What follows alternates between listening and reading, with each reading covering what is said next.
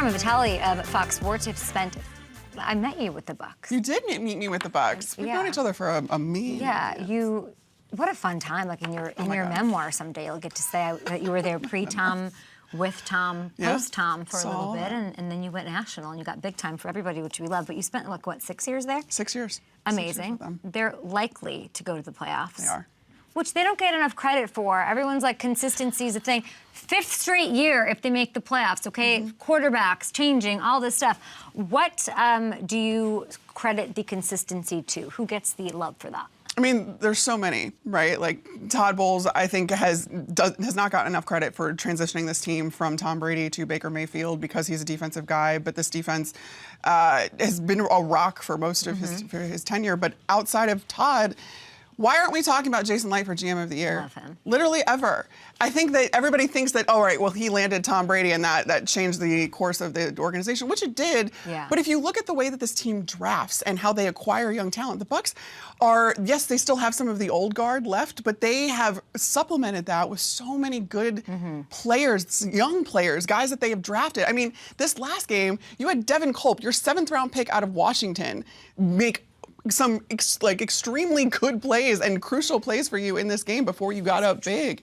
And you had Jalen McMillan had a couple touchdowns. He was a 3rd-round draft pick, I believe. In Bucky Irving, Hive, stand up. All of this Take that, Hamilton! Does not happen without Jason Light and Mike Greenberg, by the way, and Jackie Davidson. These are people that are completely unsung in this organization that have everything to do with figuring out the contracts, with drafting these wonderful players. You look at the offensive line, that's been completely rebuilt through the draft. I have a question for you. Do you think that Tom Brady what was his lasting effect? Do we not give, was it like a window, one and done, gone? Or do you think? No, he changed that organization forever. Tell me about that. So, like, how are they seeing that now? The biggest thing I saw, because I was there before Tom got there, right? Knew the guys, was in that locker room all the time. They had the talent. Like, they were one of the rare teams that really was one quarterback away from what they ended up accomplishing, which was a Super Bowl. And what Tom Brady when he got there, and he chose to go to Tampa, that sentiment was not lost on the entire roster, on the entire organization. Tom Brady chose to go to Tampa. And so it made everybody carry themselves in a different way and expect more for themselves. And it wasn't like, oh, if the Bucs could just get out of their own, blah, blah, blah. It was, we believe in ourselves because the greatest football player of perhaps all time believes in us.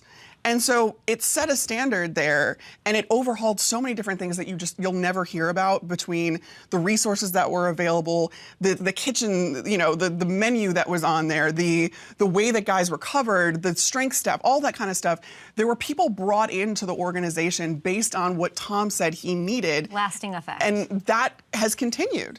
And so he changed so much about that org. Now, not single-handedly, and everybody played ball, and the Glazers played ball, and all that other stuff. Even like a LaShawn McCoy, who wasn't there always, but he's been on great teams around, Hall of Fame players, like him, talk about the lasting effect that Tom Brady even had on him. Yeah. And he makes you expect more or want more for yourself. Expect more of yourself. It was an incredible experience to get to walk down the hall and just see Tom and be like, hey, Tom. I know, he's the best.